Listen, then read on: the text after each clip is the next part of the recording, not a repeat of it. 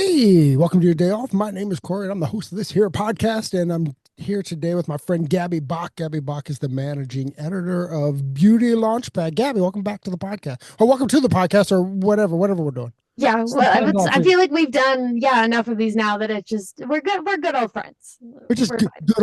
good old friends there. What's up, friend?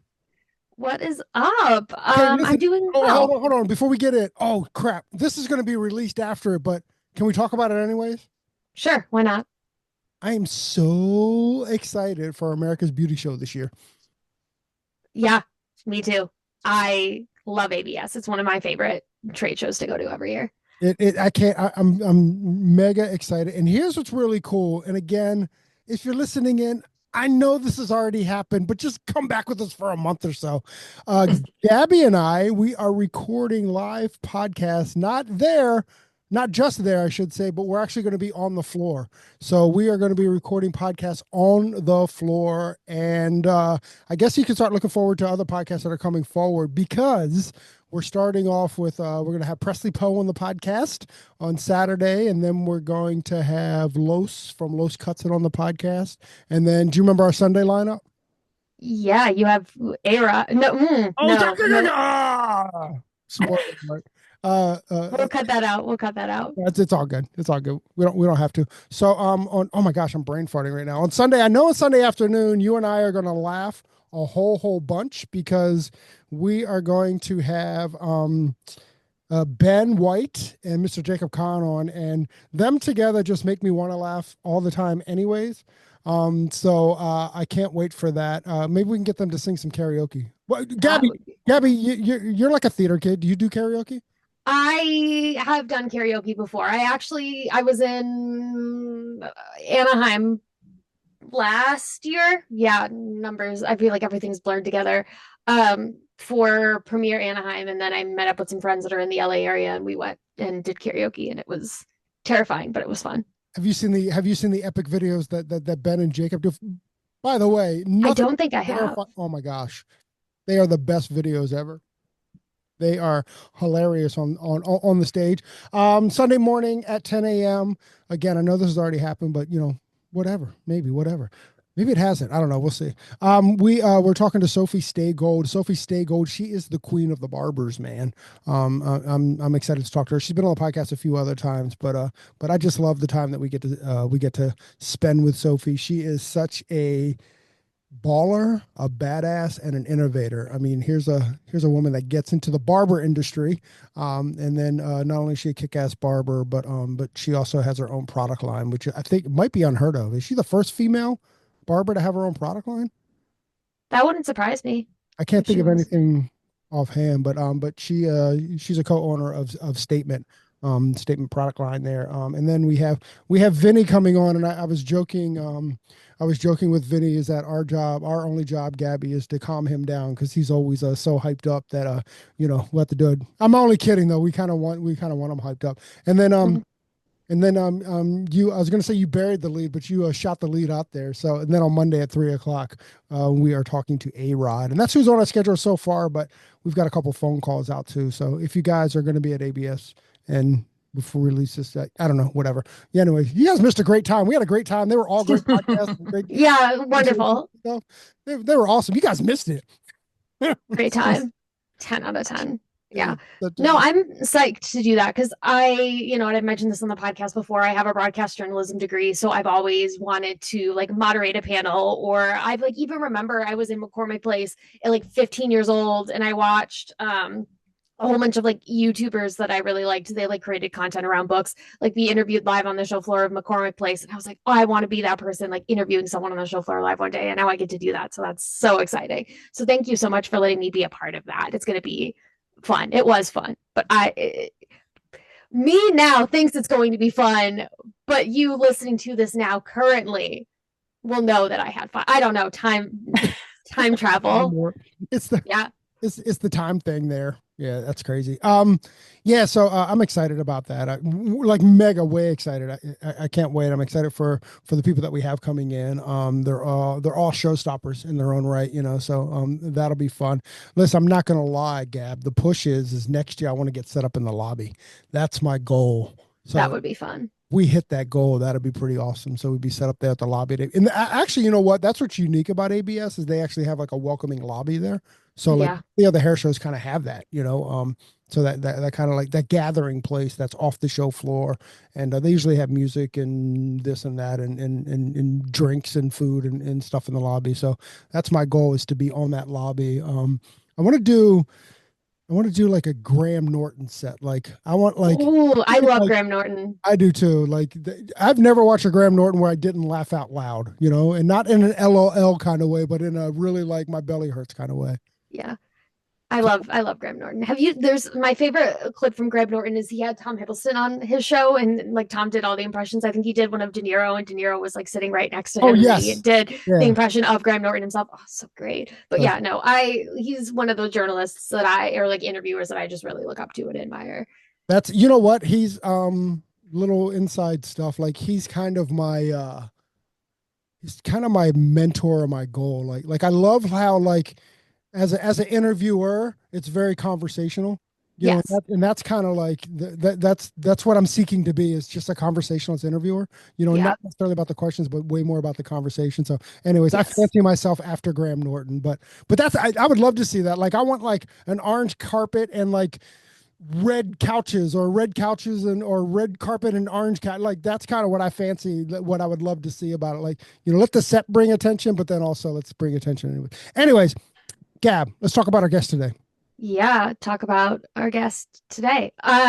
So Beauty Launchpad's March April issue is out now. Go and read it. It's really proud of our issue. It's our eco chic issue. So we talk a lot about sustainability and then also have a focus on bridal and special occasions because, wedding season is coming up, prom is coming up, dance is like, the whole thing. People are getting glammed up because the weather's getting warmer. And it's also award season at the moment. Or at least it's starting to calm down a little bit, but there's still other award shows and stuff that'll be happening throughout the year.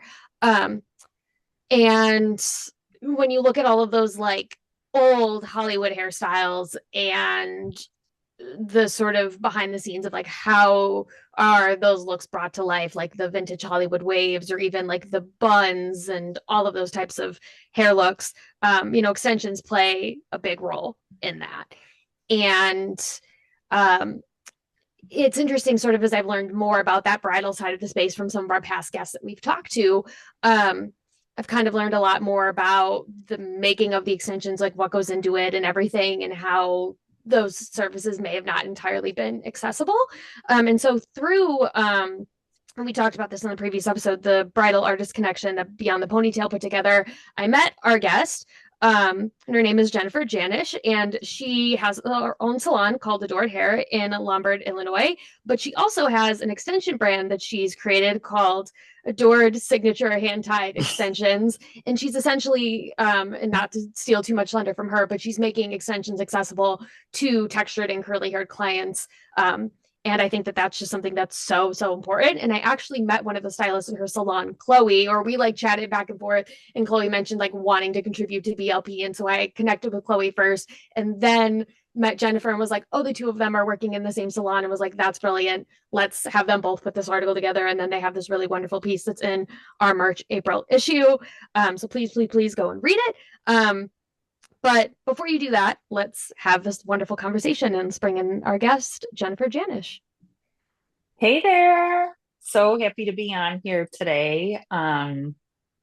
Yeah, like I am super excited to be here. I can't wait to have this conversation about curly hair and hair extensions because that's my game. Well, Um, before we get into that, Jennifer, I mean, I can hear it and everybody else can hear it, but where are you from?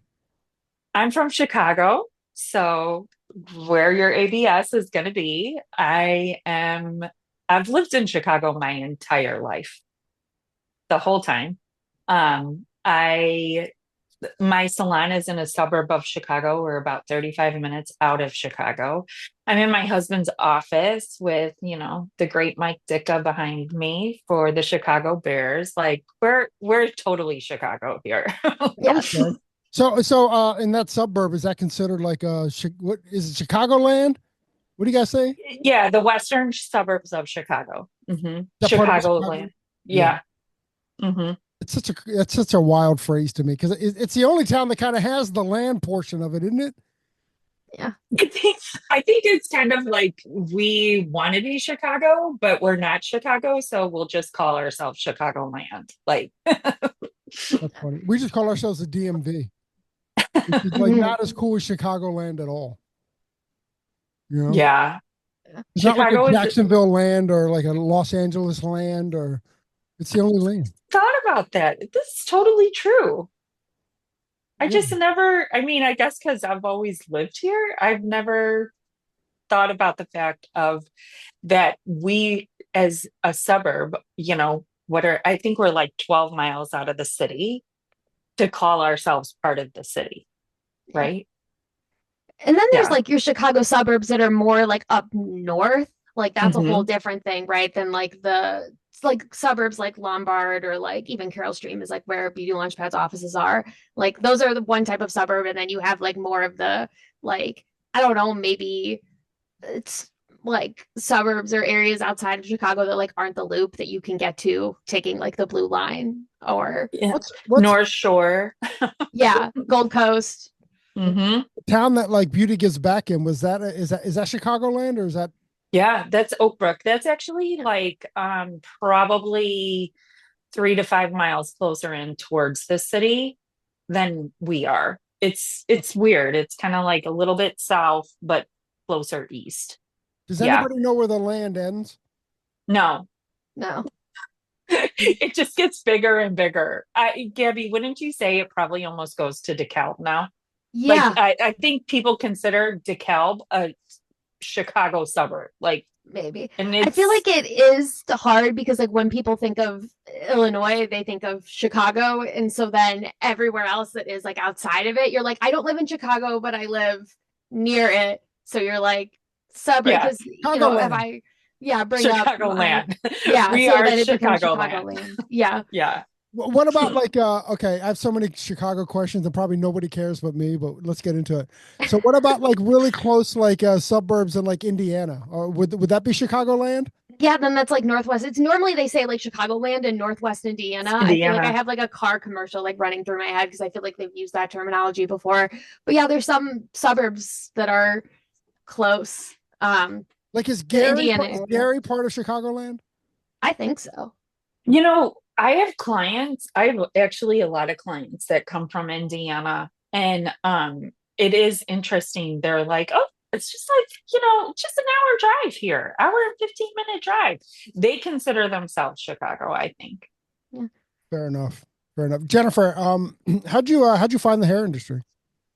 So I can tell you that from the age of 4, I don't know how. Like I was always obsessed with hair and beauty and makeup. And when I was 4, I taught myself how to French braid. My mom was a teen mom. She was young. So I was always around adults. My cousin was a few years younger than my mom because my mom is one of 8 and they span 26 years apart in range. So I had older cousins and I was just always like part of the pack, right? With my mom and my cousins and her friends. So I was around a lot of older people all the time. And I would say by 6 years old, I could proficiently put on very well blended, beautiful eyeshadow and eyeliner.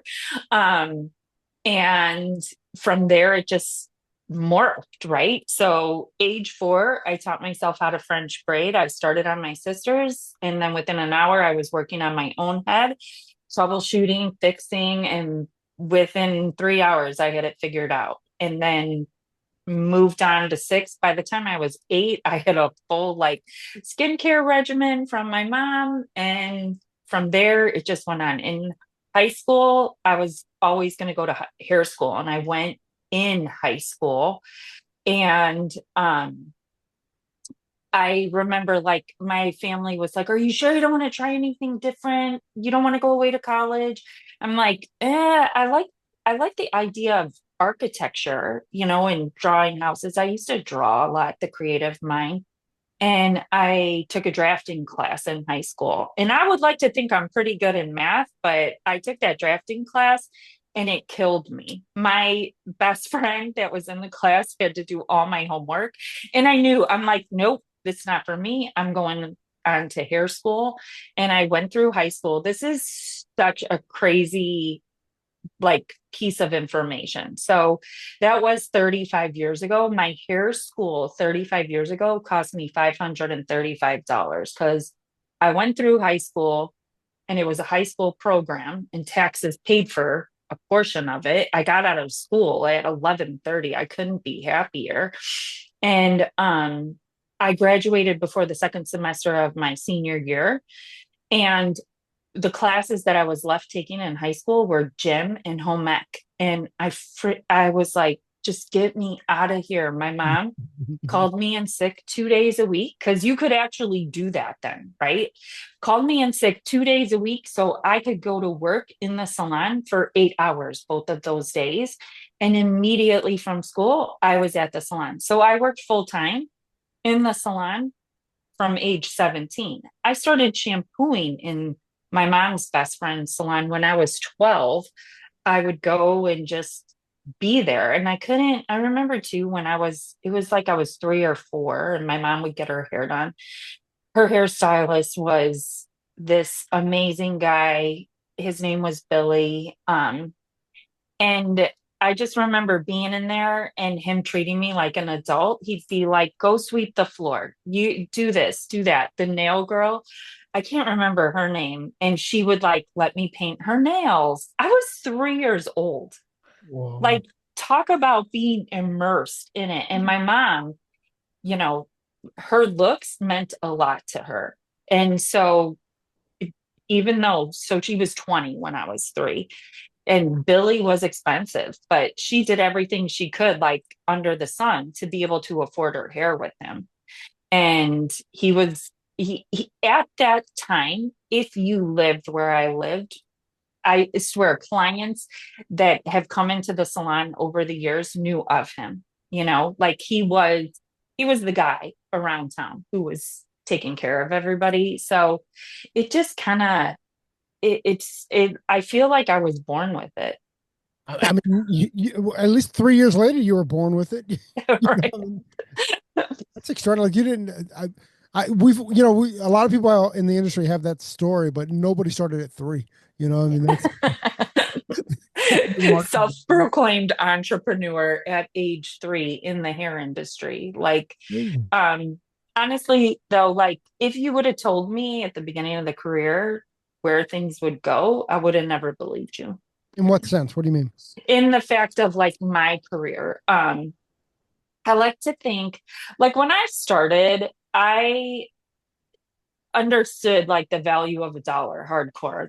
My family was all work ethics. My dad, my stepdad, like my mom remarried when I was 4, and my stepdad didn't graduate his sophomore year of high school. So he was a hard worker in a factory. He was a printer.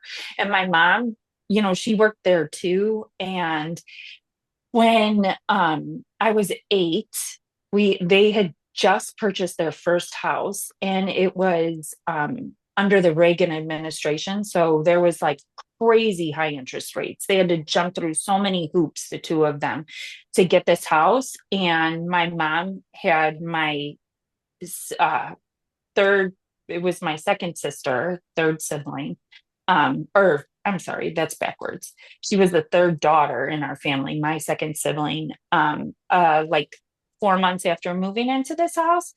And that era also was like my dad went back to work after she was born. He got laid off of work and the day he went back. So here they had this new house with this crazy high mortgage. My mom decided to be a stay-at-home mom for the first time. And here, 2 weeks later, after this baby's born, my dad gets laid off.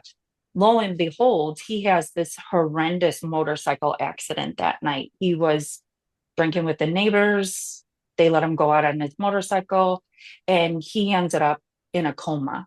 And my mom, at that point, had to go back to work and work 3 jobs to keep that house afloat, right? So I was 8 and I was babysitting a 4-year-old and a newborn. Like you think about that now, right? Responsibility.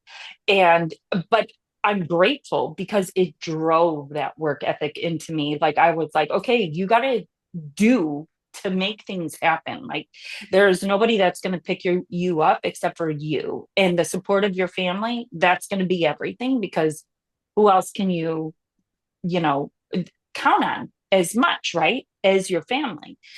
And so then when I started working at age 17, like I enjoyed it. It was super fun. And at age 20, I kind of got kicked out of the house. It was honestly, the house was too small. There was so many of us there. My sisters and I were fighting over the one bathroom. It was a Saturday morning. There was a brawl over the shower, and my parents were like, "You're out. You are out." And I was like, "What?" And I moved out. I was fine. I loved my apartment and everything was good. I had a nice car, but I also had already had a taste of those finer things. And all of a sudden I realized, like, shit, I got to work hard to really make this happen. I'm not working for fun anymore. Like when I lived at home, I enjoyed it. And it was like, oh, this is great. I have all this money. Now it was like, okay, you got to work to pay your rent. You got car insurance. Back then, we weren't on our parents' health insurance till we were 26. I'd have my own health insurance. My dad was like, you need a life insurance policy, because if something happens to you, I'm not paying for all this stuff you have. And so I feel like at age 20, I had this transition from fun to career. And from 17 to 20, I might have treated it like a hobby, but I hustled hard. And then from 20 on, I was like, this is the career. There's no hobby behind this. Like, this is my career. And I feel like that is really when I learned. And I also at that point went to a Michael Cole class. You guys know who Michael Cole is, Well, right? Michael's one of my best friends. Yeah. Oh, like I think kick-started my career really like at age 20, because I was seeing that line like between work for fun and work, for a living, but you better enjoy it. And this conference was the Quest conference, and it was it was close. And I'll never forget, I went with my boss at that time. And it was all about tracking your numbers, looking at your schedule the night before, writing it down, learning where you could, you know, upsell, not just for the sake of upsell for your client, right? Upsell for what they're coming to you as the professional for, and give them what they're asking you for. It might not just be the root touch up and haircut that was on your schedule. They want more, right? And he instilled that in me at age 20. And it was like, boom, the sky was the limit. It was by the time I was 23, and we're talking, that was over 25 years ago. I was bringing in over 100,000 behind the chair. I Wow. was busting my ass, but I was doing it. At that time, I think my haircuts were like $27. That's a lot of Like haircuts. it was a lot of haircuts, a lot of color, a lot of conditioning treatments, a lot. I worked, and it helped because my husband now is my high school sweetheart. So we've been together. And when all that time, he was in college then, and he was away at the University of Iowa. And so were the majority of my friends. And my very best friend just had a baby. So it was like I had nothing better to do than work. And I loved it. So I just did it. I just worked like crazy. And, I think too, partly in my brain, like going back to being young and my mom having me as a teen mom, like there was like, okay, I don't want, not that that was, it wasn't bad, but I always think that my family had me like in this bubble, like, oh, well, it's probably what's going to happen to Jen, or oh, we hate this term in the hair world. Oh, she's just a hairdresser. And I think like there was this just, I don't know what you would call it, like this Motivation. We call it drive. motivation. Yeah. To prove to them that I wasn't just a hairdresser. And I say that term in the fact like the hairdresser is this amazing career that can go anywhere. You can do whatever you want with it. There's so many avenues, and the ability to make money resides in your own mindset. It resides in the fact of like, okay, am I treating this as a hobby or am I treating this as a career? If I'm treating it as a career, I'm going to go full force. I'm going to learn, I'm going to see, I'm going to experience it all and figure out where I fall best. Jennifer, does Michael Cole know that story? I I don't know. I've seen him a couple times since. And it's always in the forum of, like the salon centric show or a class with a lot of people. Whenever I'm in his class, I try to get front row. I don't know if he recognizes when we me. get off this podcast, I'll introduce you guys and you can tell him that story. I'll set it up and then you can tell him that story. He would That would be awesome. really love that. Gabby? Yeah. I was going to say, I was talking to a hairstylist or hair colorist yesterday. It's sort of talking about this idea of like a hairdresser or a hairstylist like not being a legitimate career, which is something I've always found really crazy, even before I ended up in this industry, because I was like, you're cut color, like you're doing someone a service. That's a job, right? Mm-hmm. But I think the thing that what I was most surprised by once I did start at Beauty Launchpad was just how expansive the industry is. Right. So it's not just the like behind the chair, the cut coloring and the styling of the hair. There's podcasts like what we're doing now. There's, like Elizabeth Faye has her Vitality Project. Mariah has her like different event. Like there's just so much going on in the industry of different people creating communities and being entrepreneurs and just doing all the stuff. And it just blew my mind. It's something that like I think seems so simple as like a customer or a client just like going into salon to get your hair done, how much exists like outside of the industry for hair professionals to find each other and grow their skills and everything. And I think what you're doing is Jennifer is part of that because you've created this extension line that is opening up a whole new window for people who may have not been able to get the best quality service with hair extensions. And I think that's something that's just super innovative. And I love that in the industry. So do you want to talk about sort of the process of, well, first, like starting to work with extensions, because I know they probably weren't super popular at the time you were learning it, and then seeing that need and filling that void with Adored? So when I started, obviously, I'm going to say this how it existed, right? White women weren't wearing hair extensions. It was mainly in the Black community that extensions existed and wigs. I would say white women did wear toppers and wigs, and even in the other communities did, but it just never existed.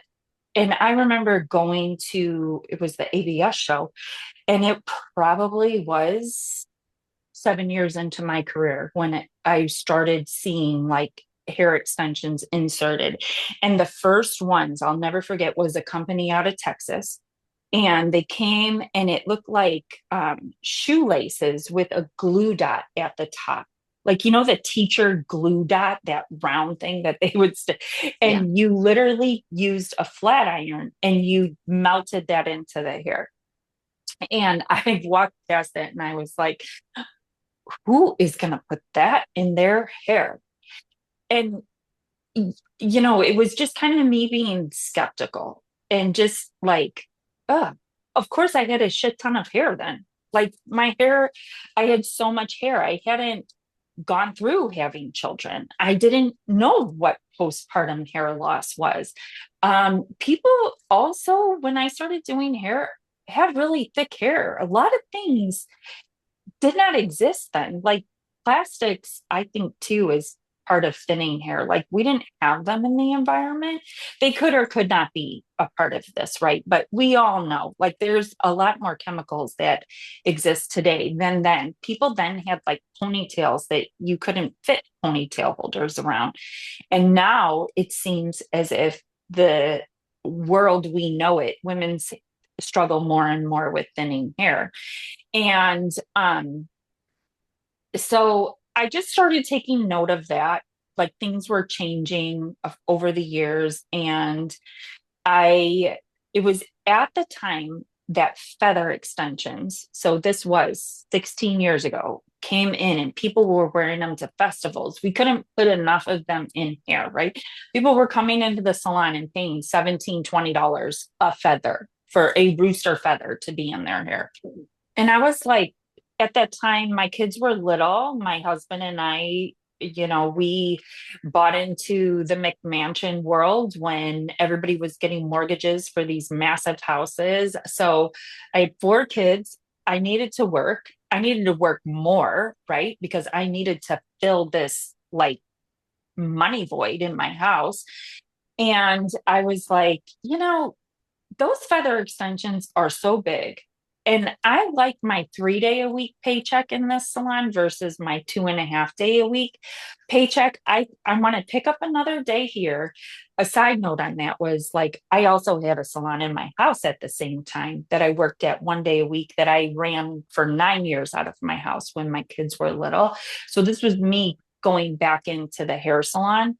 And I did that for 2.5 days. So then I started researching hair extensions, and at that time, K-tips were the big, right? They were it. And I was first certified with Great Lengths hair extensions. And it, it, I, I almost kind of have no words for how that transformed my career then, because, if we go back to our conversation before, like just a hairdresser, right? Like in this salon, I started doing curly haircuts. That is when I went to New York and I learned with Weedad how to cut curly hair and style it and all the things. And that took those haircuts and skyrocketed it well over $100 a haircut. I was like, who is this girl? I don't even know who she is. Like, I would have never dreamed that be possible. And then when I started doing hair extensions, my cost per hour went from like that $100 to now $400 an hour. And people were tipping me on top of it. It was just like, is this real? Felt like you were stealing money. What? Felt like you were stealing money. I did. I felt like I was this illegal drug. Like it was insane. And I have on my podcast, I have this podcast that talks about from 0 to 112,000 in 7 months, right? And it describes how this happened for me and how I built this extension clientele in 7 months from nothing to this massive dollar amount. And I was like, every hairstylist, fast forward into where, my own salon and everything, every hairstylist should feel what this feels like. Every hairstylist deserves to understand what it is like to live a life because I've invested so much into my career and so much into education. I feel like it's almost more than a college education. So when I say that, like the work you put in behind the chairs, the hours you stand there, you do so much, you give so much of yourself and you give up so much of your time. All of a sudden, I wasn't giving up my time. I was trading it. I was making more per hour. I became more like who I'm going to take, whose hair I'm going to do, because I'm going to focus it over here now. That's really good. I'm going to have to give that podcast a listen. There's a lot of value there. Gab? Yeah. I love that, because I think another thing too is now the extension market, like it is booming, right? Like it's massive. I was talking about like, to open the podcast, all of these different hairstyles that use extensions and celebrities that use it. I think it weighs. Gab, can I hold up for a sec there? So yeah. And it's more, I'm opening up the conversation this way. Is that I got in the industry in the early 90s, and there was a lot of extensions going on. Certainly in our area, there was a lot of extensions going on. Cool. But you're 1,000% right, and I kind of like even would love to get Jennifer's input on this. Yes. Kind of lived through all of it. Is that what has happened in the extension world where it is, I mean, essentially everywhere. Like, is the tech different? Like why is that? Have you Um, experienced that first off? I mean, I think it's unfair if you haven't experienced that, but that's certainly been my experience. I came up in a salon that did extensions, so I saw a lot of them, but certainly not to the degree that where it is now, where there's a million companies and a million different Right. operators.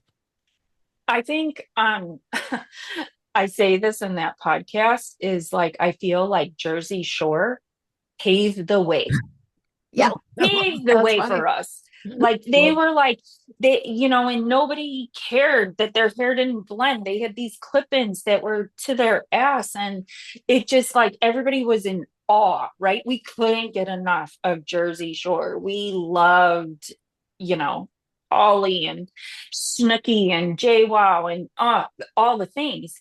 And it made it easy for us. I feel like they really brought it into the forefront. And it makes sense because you're on the East Coast, Corey, aren't you? yeah.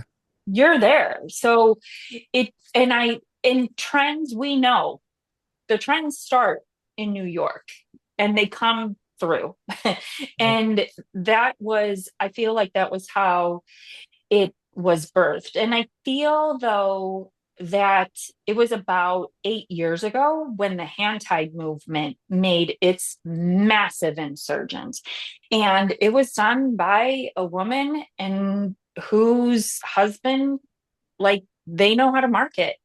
They sold me on a 30-minute Facebook ad about being a mom, wanting to be with my kids, because if I say this, like the K-tip install, I break that down too in another podcast. Like a K-tip install from start to finish with all the stuff on the back end, the front end, and in the middle, on average would take me about 15 hours to complete with all the prep work and So the everything. K tips, are those the ones that kind of like glue in at the root?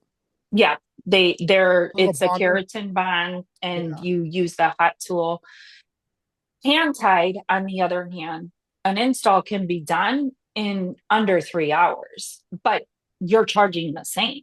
And so I watched this ad and it was so moving. Like it was so moving that I paid for my whole freaking salon to go to California and learn this and come back and we were there for 5 days. Like it was a massive investment when we already knew extensions, but I was like, we're tripling it. We're going, hand we're figuring this one out because my hands are so sore from 15 hours of doing all this other stuff. I need to learn this. And that's where the hand tied movement came in. And, it seems like it just keeps getting better and better and better. And the education that's out there is, you know, there's so much education within the extension world for stylists to remove yourself. And that was the first time in that ad too that I heard that word, like take yourself from the hobbyist and become the CEO, become the career person you are meant to be. You know what? I gotta here I'll be vulnerable and honest for a sec. Is I've always wanted to do extensions, but I came up in I came when I came up in the industry in the mid '90s. The salon that I worked at was very much about compartmentalizing. So I started doing color, and I've been doing color as a colorist, my entire career up till now, right? Well, I'm telling you, for the last 10 years, I've wanted to do extensions, but I have no clue how to cut hair, which is what's kept me from kind of doing it, because it was like, well, you can't complete the service, and you certainly, it's not something that you can be like, oh yeah, go see them. Like now when I do color, I share it with like a hair cutter. And as far as like how do you even book that? Because it could take you 2 hours, or it could take you 6 hours. So how do you hold up someone's book that whole time? So that's kind of what's kept me out of it. But I've been way interested in it. Particularly the hand tied stuff. I just find fascinating and beautiful and all that stuff. Sorry, Gab, I stepped on your question, but No, you're good. go I ahead. think like the thing is that there's also a lot of styles too where I feel like extensions are used that you wouldn't think of them being there. Like maybe there's an updo or even like some of the bobs. Like I think maybe I don't know if it was Julianne Hough or even I think it was Zendaya for one of the awards had like more of a 1940s bob and had extensions in. And it's sort of some of these like some with the technology and the way that it's advanced, some of these looks you don't even think that they're using extensions. Like you wouldn't even know because it just doesn't seem like it from the surface. And I think that's so Well, interesting the way so that many that's women, so many women start with them because their sides are gone. mm, Like, right, we only have so much hair here because we're missing all that nape hair. And most women love a lightener or they pull their hair back in buns and it all creates breakage. And the first place that you're going to see it is in the front. You're not going to witness that in the back. And so many people, have the like homemade mullet, like it just happened, but they want to fill in those sides and they want to see length in the front. And that's usually how they come because they're like, I need to see length from the front. Or they have, my span of clients for all the reasons why and how they want extensions. I've seen some of like some people just want length. They don't even need thickness. That would be me. Like I just want to add length. Um, and then there's the clients who come in and literally have like 5 hairs on their head from a thyroid issue. And they're like, my life is over. You don't fix this for me. Today is it. Like, and you could see it in their eyes.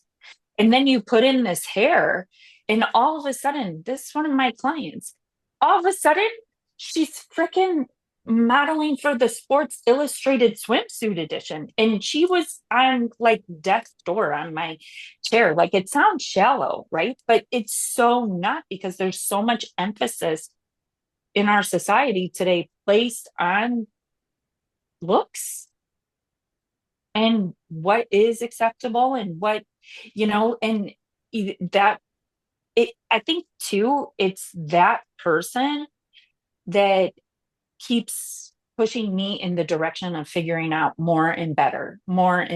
Because when you can change someone's life like that, it, it's life changing for the stylist too. I have a client who trying to think how much of her story I'm going to reveal. She was Miss America, and right just prior to the Miss American pageant, she had like stress related alopecia. So like, yeah, exactly. So she actually competed like in bad, like there's no covering it up. So she actually competed in wigs. And she did her competition with wigs, which some people thought was like equivalent to steroids. But to be fair, she competed in 2011. She won in 2011. So so there was the big steroid debate. So everything was just like related on like enhanced Yeah. on there. So but she competed in wigs. But I can't imagine like if she were to qualify and then all of her hair fell out and she wasn't able to compete, or she was forced to compete like that. But so you're definitely right. I mean, I don't think it's shallow at all. I mean, I just think that it is, and anybody would feel that. They just to your Sports Illustrated person and to my client Teresa, like it's just that's just the world they're living in, right? So Yeah. and It, they it, should not be able to compete because of that either, right? yeah. It honestly, and that was it. Like this girl, she is just like, it leaves me speechless, obviously, because how it changed her and what it can do. And even, it there's something about, we say it all the time, but it's so true. You look good, you feel good, you are a better person. I, You can bring more to the table. You deliver more. You probably work harder. You probably fight a little bit harder for that dream that you want. Like I think there's so I think what it is that when you have hair loss issues, if we're talking about that specifically, when you have hair loss issues, it kills your confidence. What the Yeah. extensions do is it brings the confidence back, right? Or allows you to operate with confidence. And whatever that is, it is exactly what it is. So yes, when you are confident, you're more you're able to get more stuff done. You know what I mean? So, that's amazing. It's Yeah. it's true. Yeah. All right. Um, and I think it is interesting because this is something that I didn't think about too, was we're talking about extensions. I gotta get my charger. I can keep talking. You're good, you're good. I was like, what? Cool. Do you want to just Keep pause? talking. Nope, you can keep going. Okay. I was gonna say, I think one of the things with extensions that is interesting is, we're seeing them used more and more and more. But I think one of the things that I didn't entirely know, and it was interesting learning from you, was sort of um, the difference in like how the hair is sourced and um, sort of what makes your hair extensions stand out in terms of like before a client using hair extensions, the method having to be installed, and then a lot of the hair extensions behaving like straight hair. And so if textured hair clients wanted to use it, how it would be a little bit of like a fail, or Different. like like So, not a great service for them. So like, seeing that difference and realizing that, and then that jumping point to starting your extension business. so I told you guys I was first certified in Great Lengths extensions, and their hair is sourced ethically from India. So I learned all of this with them. Um, Sorry, I'm out of breath from running upstairs for that stupid charger. You're great. Um, so in India, so we all know India has a massive population. 79% of that population is the Hindu religion. Within the Hindu religion, there is a religious belief called tantrum. And I booked up my stairs. And so what that is it's a pilgrimage to their temple to shave their heads. They believe that it's like rite of passage into age. It'll bring better health, better wealth, all the things that you could think of to sacrifice something to a god. So the temples in India employ 10 to 12,000 barbers a day to shave heads. That's how many people are going there.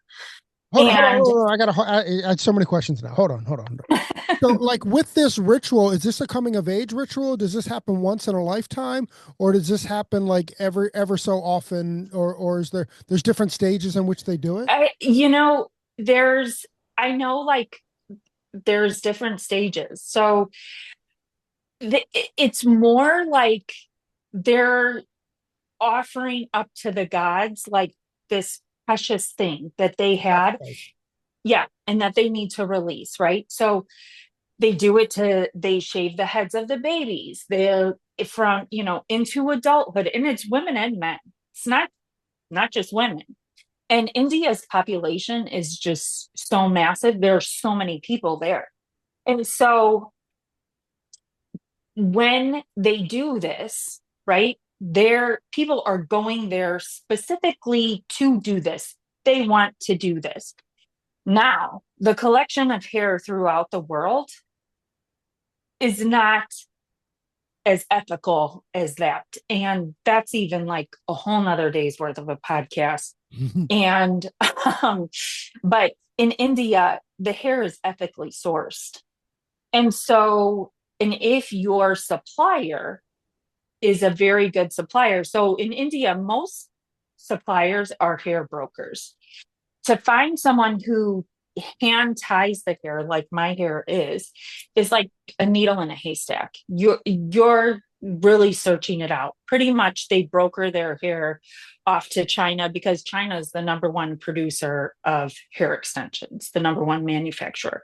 So you have to find someone who's willing to do this.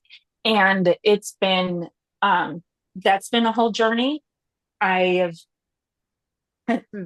I've been through one supplier that I had to leave, and it's a massive gamble. Like if you like gambling on slot machines and you want to take it up a notch, go start a hair company, because when you deal with India, you are wiring money, right? You're sending cash across the ocean and you're praying that it comes back in a good state.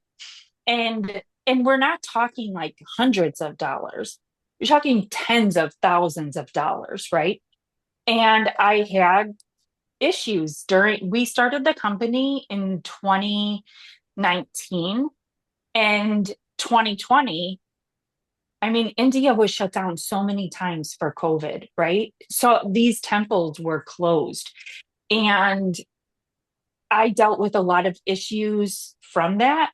But that ethically sourced, like if I get back to that topic and not the topic of how hard it is to own a hair extension line, it's huge because of it's not ethically sourced in all areas of the world. And so the difference too with India is that my supplier goes to the temples. I place an order. I want this much straight. I want this much wavy. I want this much curly. And they go and buy weight. They buy ponytails. And they know, like, okay, the people that come from this region, they have straight hair. The people that come from this region, they have wavy hair over here, and so on, right? So we get naturally textured hair. Again, we're the first.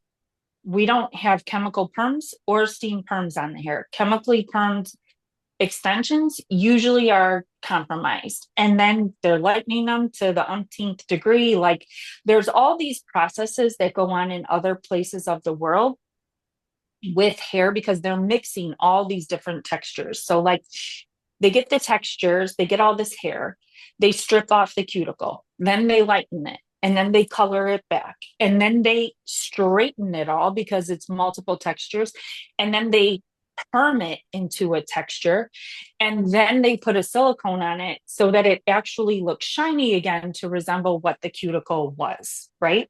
In India, you're not dealing with all those chemical processes. They keep the cuticle intact because they got the ponytail. They know what comes out of the scalp and what is the ends. So they're able to stitch that to a piece of cloth. It's so labor intensive. And then they lighten the hair that way, right? So they know what's at the top, and then they recolor it back. They don't have to strip off the cuticle. So there's no silicone needed then either because the cuticles kept totally intact. And now you've got your wave pattern. So you're not worrying about perming and straightening and all the other things. So you're getting a much better product. And the fact that American hair, 87% of the world has some form to wave or kink in their hair. So if you're only dealing with straight extensions, you're only dealing with 13% of the people that actually need them, right? Like if you go on the world spectrum.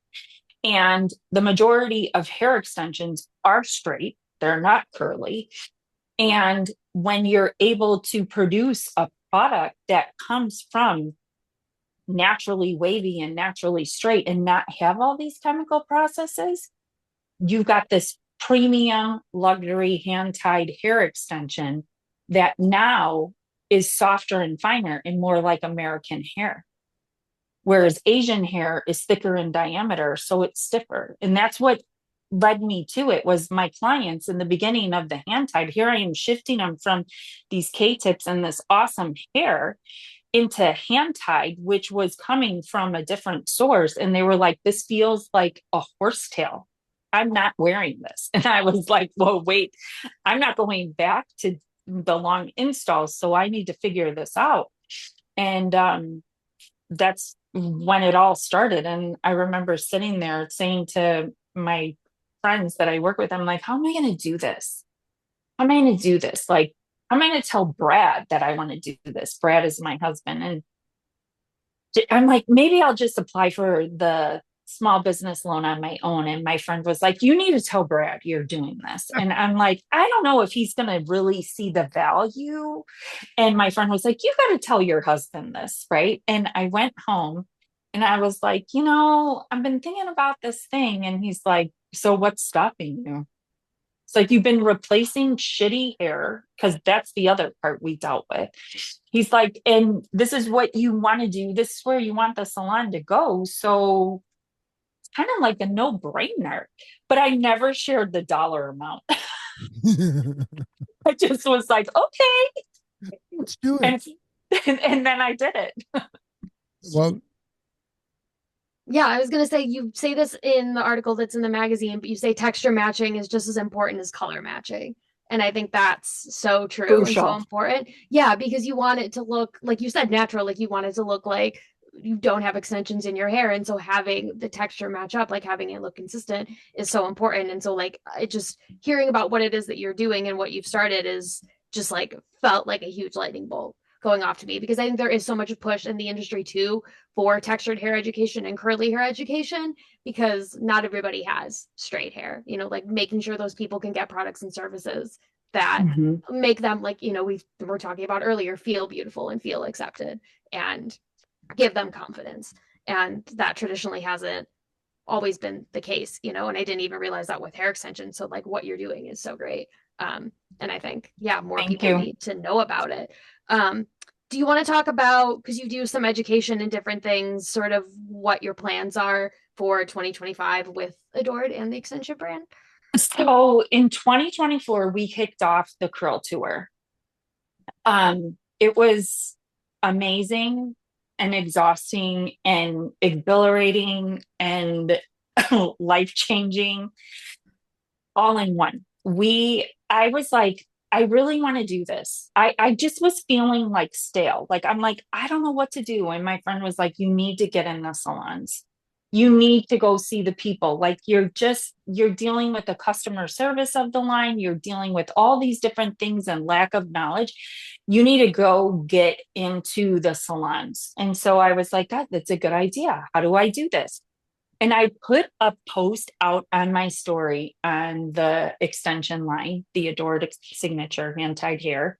And I said, would anybody want me to come and teach at your salon? And the responses I got were off the wall. And the more insane part about it with social media, so I feel like I have this baby following, right? I'm not neither page is super high, even Adored Salon, but every single person that connected and commented and wanted me to come was no, they never commented, they never liked a post, they never nothing. They secretly stalked me, right? I didn't know who they were. And we got invited to go to, we did 8 classes in 2024, and 6 of them were out of the salon. So every single month we were going somewhere else. And I joke around and I said that the start of 2025 was like the feeling of Taylor Swift coming off the Eras tour. Like, I was depressed because I didn't know how 2025 was going to go. And it was really cool. So we went in and we started with our blueprint to an Adored Signature curly install. And it's like a look and learn type of a workshop where me and someone from my team do a curly install from start to finish. We start with the consultation. We go through the color, the hair selection, coloring the hand-tied hair, installing it, cutting it, styling it, all the things.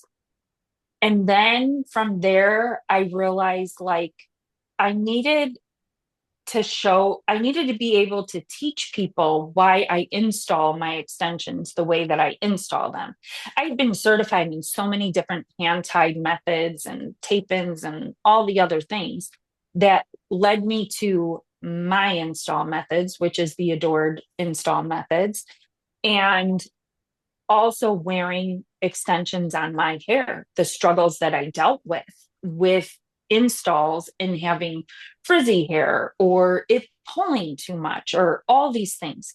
So then I went to work creating an install class. So I've also been a stylist that's been in a class where I've paid thousands of dollars and there's 30 students and 1 educator. And then you come back and you're like, I'm going to do this, but basically now I'm going to teach myself how to do it. So that was the other thing that I really took pride in my class. I'm not trying to stuff a room. I want everybody to have like a low student to teacher ratio so that they get what they came for.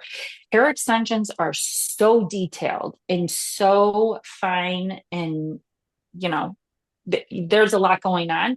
If you don't catch the problems at the beginning or the mishaps, you're going to carry them into your extension career, and then you'll end up being unsuccessful. And like 90% of the reason why people don't follow through with a class. So then I came up with the install classes. So now we have the 3-day class or the 1-day class.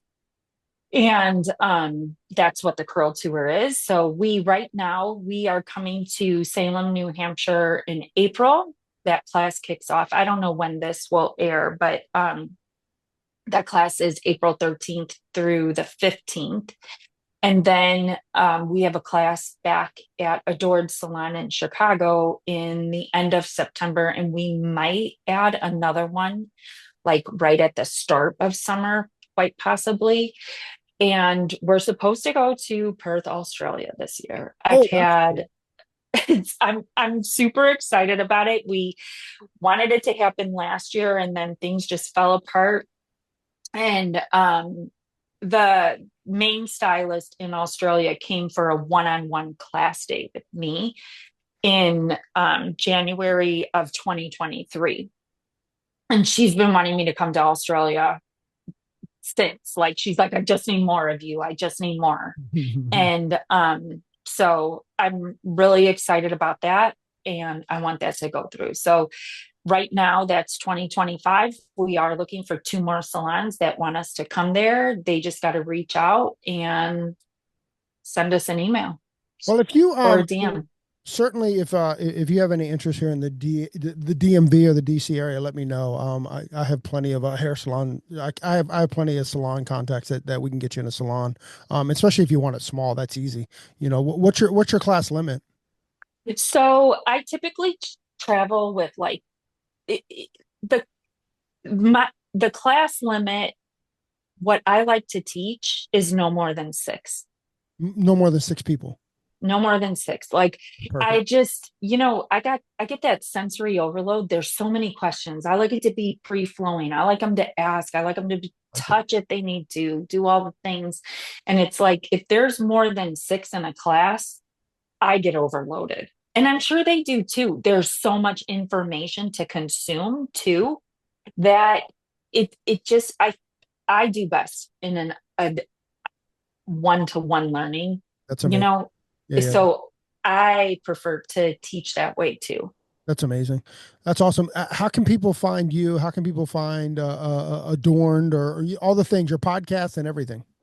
Okay. So on Instagram, I'm Jennifer_Johnson_Janisch. It's a mouthful. I know. Adored Salon is all one word. That's also the salon name. The hair extension line, adored_signature_hand-tied_hair is the other. The extensions online, if you are in, Safari, Adored Hair Extensions is how you search them up. The curl tour falls under there in education or in shopping for the hair extensions. And then the podcast is called The Curly Girls Obsessions. I love that name. Gab? Yay. Thank you so much for chatting with us, Jennifer. And please check out her lovely article in Beauty Launchpad's March-April issue. We dive into a whole bunch of other stuff there as well, including like some tips and tricks for sort of scaling your extension business, making it successful, all of that we didn't get to dive into here. So go and read that. And again, thank you for chatting with us. And I'm excited for everything that you all have in store for 2025. I can't wait to hear about how Australia goes. Fingers crossed. Thank you. Thank you for this opportunity to both of you. And Gabby, thanks for writing such an awesome article. Yeah, thank you for contributing to it. And it was lovely. Like, I'm glad we got to meet and cross paths in the first place, because that's like exactly like what you're doing was something I was very much looking for the magazine. So I'm so grateful to you for contributing and sharing your story with all of us. Miss Thank you. Jennifer, I hope we see you at ABS, it was great seeing you at ABS. Maybe that's more appropriate. But Right. but hey, thank you very, very much for joining us on your day off.